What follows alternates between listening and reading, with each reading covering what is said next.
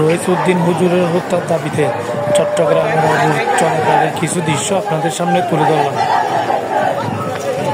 দর্শক, এই মুহূর্তে চট্টগ্রামের 1 নম্বর রেল গেটের পাশে পুলিশের সাথে ছাত্র সেনাদের দাওয়া পাল্টায় এক পর্যায়ে দেখতেছি পুলিশের সাথে এরা খারাপ, এরা কোন দলের লোক।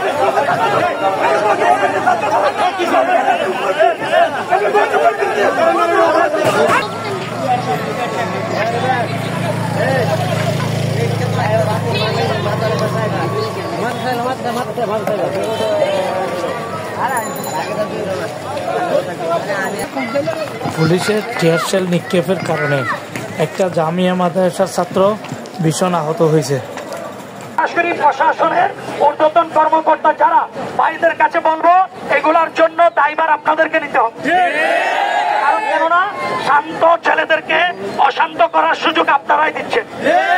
সুতরাং সব মহলকে বলবো বেশি বাড়াবাড়ি ভালো না। একটা কথা মনে রাখতে হবে, আমরা মাজারে যাই, উরুস করি, জুলুস করি, তা বিদায় আমরা বেড়ি না, আমরা বেড়া। আমাদেরকে অশান্ত করবেন না, মেহেরবানি করে শান্ত হন। সবাই যদি ইমানি চেতনা থেকে অপেক্ষা করেন, ইনশাআল্লাহ শাহিন শাহ শ্রীকুটের জিন্দা বাগান এখানে আছে, ওই বাগানের উসিলায় আমরা বিশ্বাস রাখতে পারি সুনির্দিষ্ট ভাইজান আসবে ইনশাআল্লাহ। আমি সবাইকে আমার প্রতি কেউ বললাম আমি ক্ষমা চাই, অন্তর মহব্বত দিয়ে বলেছে। ধন্যবাদ।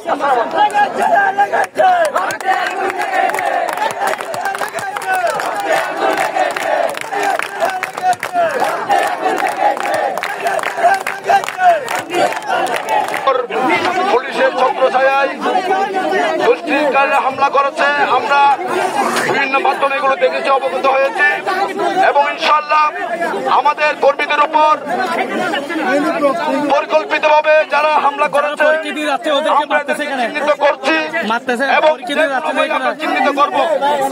প্রিয় বন্ধুরা আমার, আমাদের আন্দোলন আমাদের ভাই রইসউদ্দিন হত্যাকারীদের গ্রেপ্তার দাবিতে, আমাদের আন্দোলন আমাদের ভাইয়ের হত্যাকারীদের বিচার দাবিতে কোন রাজনৈতিক দলের তাদের এজেন্ডা বাস্তবায়ন করবার জন্য আমরা দেব না। আমাদের আন্দোলন নয়, কেউ যদি আমাদেরকে ব্যবহার করে। দেখতে পাচ্ছেন দর্শক, জামিয়া মাদ্রাসার প্রধান গেটের সামনে পুলিশ আর কিছু অসংখ্য লোক নিয়ে অবস্থানে আছে।